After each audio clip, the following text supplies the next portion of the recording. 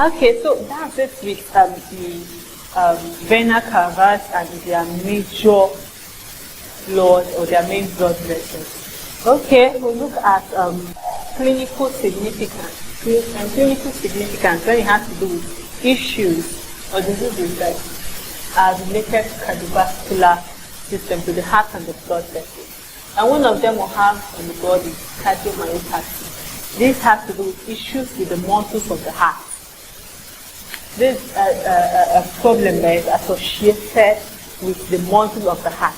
When the muscle is affected and it doesn't get to contract or pump blood as it's where it is supposed to, it can only end up being a problem.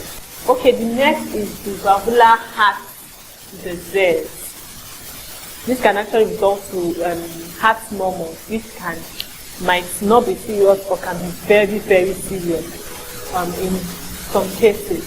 So where the valves are not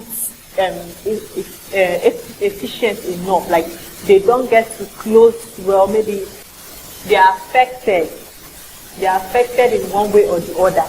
You get, so that is valvular heart disease. Once the valves in the human heart is affected, whereby it doesn't close very well, or it doesn't open very, maybe as a result of increase in size or something, that is valvular heart disease. Another is cardiac arrhythmia, where actually the pacemaker of the heart is supposed to be the FAV. But when individual parts of the cardiomyocyte, once it tends to begin excitement, you see, there is issues with rhythm. The rhythm is not balanced, and that can only result in cardiac arrhythmia. And you know, it's actually a big issue because the rhythm is connected to heartbeat, stroke volume, and others. It's actually a problem of its own. Another is the pericardial disease, where we have probably pericarditis. You see that it's another issue, very big one. Ischemic heart disease. Probably one of the coronary arteries or the coronary sinus being blocked or so.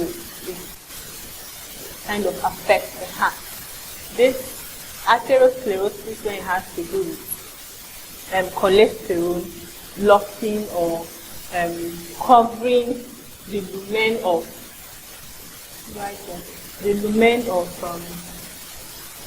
the artery,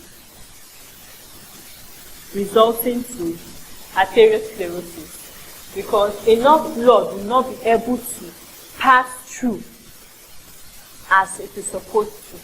So it's an issue because the heart will not be receiving the number of blood that it's supposed to receive. And not just the heart, other organs too would be affected.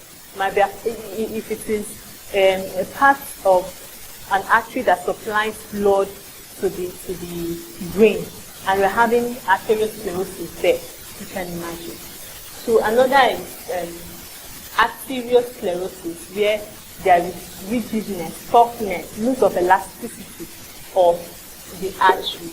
So my friends, that's it with the clinical significance of cardiovascular system. And what do I do? How do I get to keep my cardiovascular system healthy?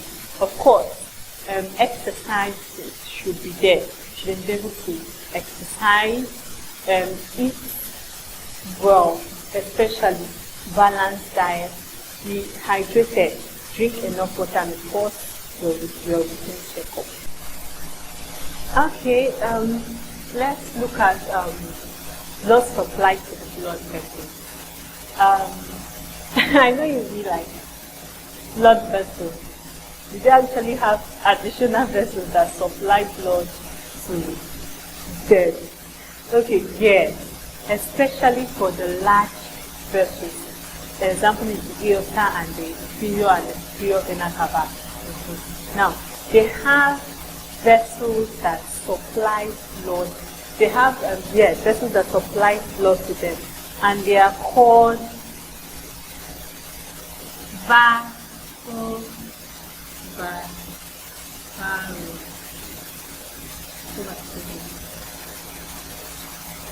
This actually stands for vessels of vessels.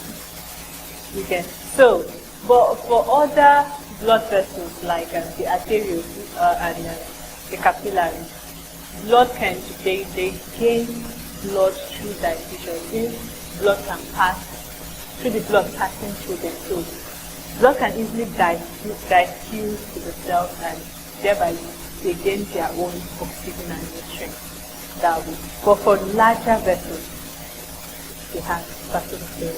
Okay, I don't know if I've mentioned them, but just